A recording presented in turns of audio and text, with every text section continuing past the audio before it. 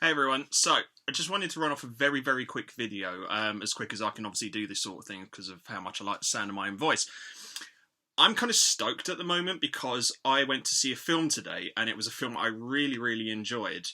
And it's one which has divided opinion and has caused its fair amount of controversy in its time. But I can say that I saw it and I loved it. And that film, of course, is High Rise. Psych.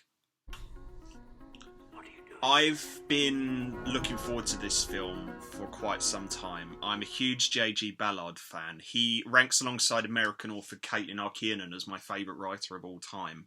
I've read pretty much everything he's ever done. You can't actually see them here because this is 2 books deep, and most of them are behind these Ian M. Banks books. But there's a couple there. There's Vermilion Sands. There's his last full novel, Kingdom Come, which I'm a big fan of. And then, yeah, there's High Rise itself.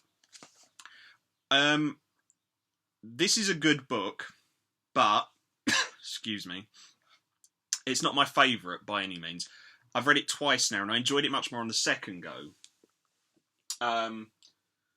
But for me, it lacks the punch of some of his others. It certainly lacks the impact of Crash, which was the second of his books to be turned into an acclaimed feature-length film.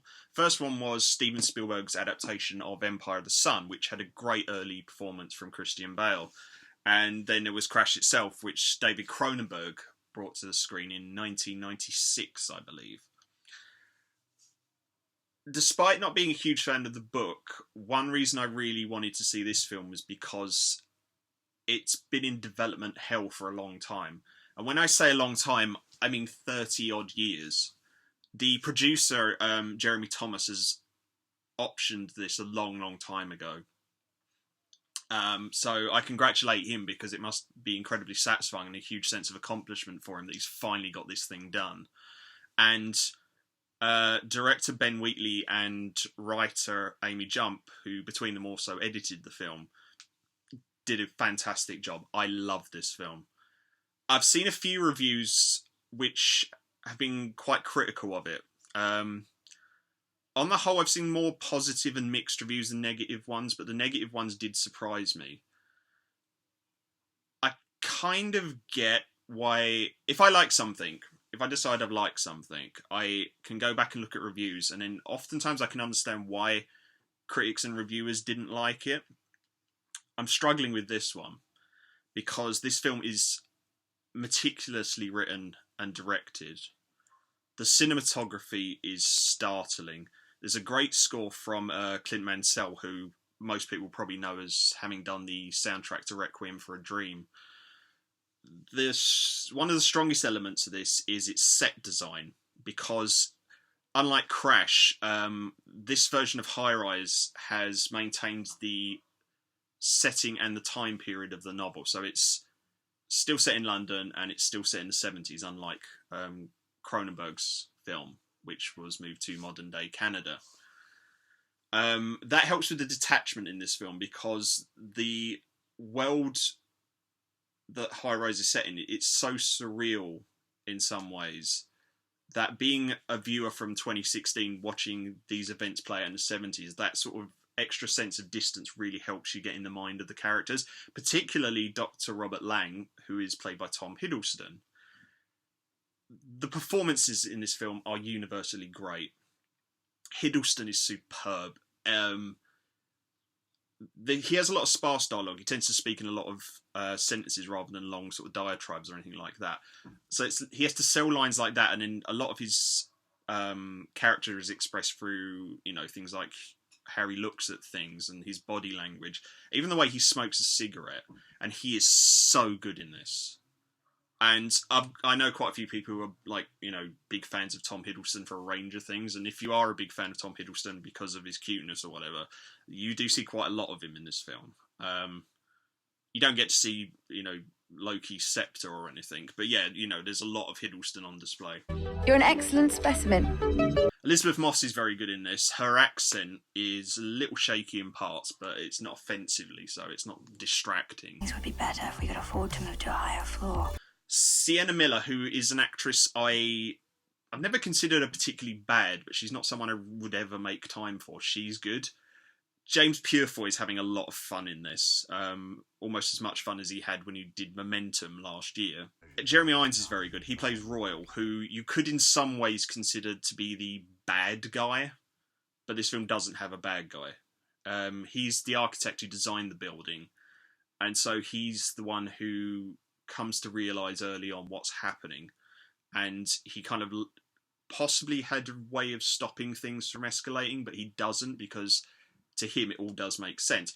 And that's a good lead into the fact that this film does nail a lot of what Ballard's work is about, which is about the sort of friction between what's, like consensus reality and our paraphilias and our sort of psychological landscape and our internal drives.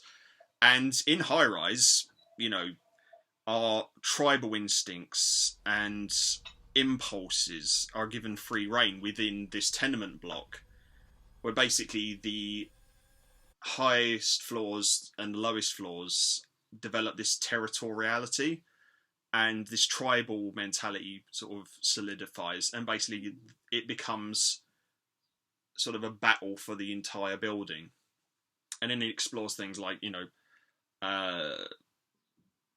sort of hunter-gatherer instincts and pack mentalities and stuff like that. And the film does get quite violent in parts. There's a lot of sex. This film is quite funny as well. There's only one truly dark moment in it, like one part where I got uncomfortable, and it was still handled very well, which basically involves Luke Evans, who was in The Hobbit, and Sienna Miller. It's not an explicit scene, but at the same time you get the gist, and it hits hard. The ones who are the real danger are the self-contained types like you. Yeah, this film is funny. It has there was a lot of moments where I found myself chuckling, and some of it was inappropriate. Some of it was just like the way that someone's been smacked in the face with something or something like that, or an argument's broken out.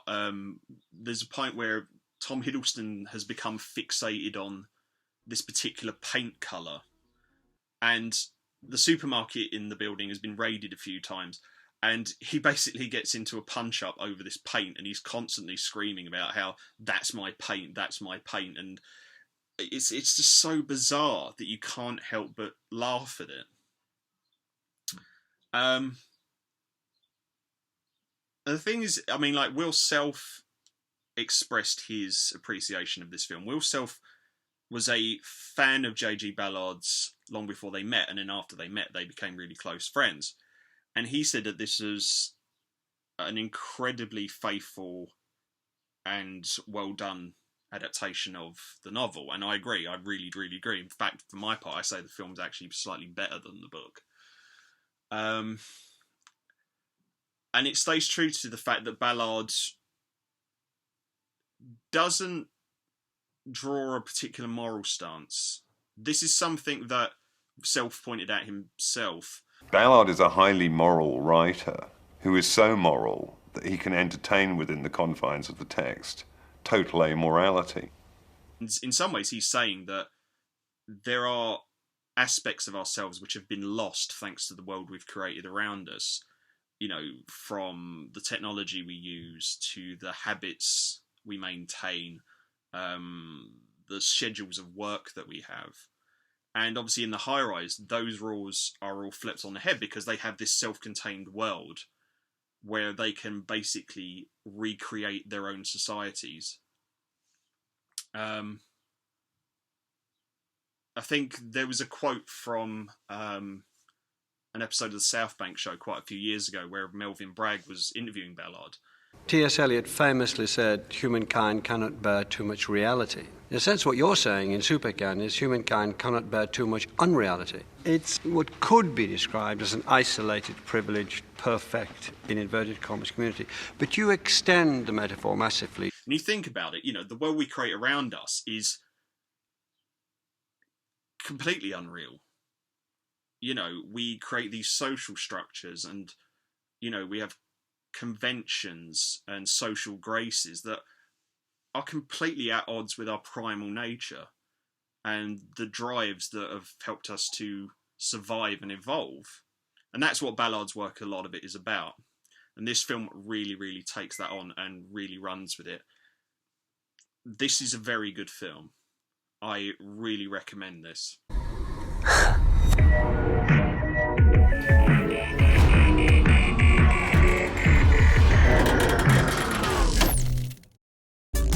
Is that a horse? Probably. On the 40th floor.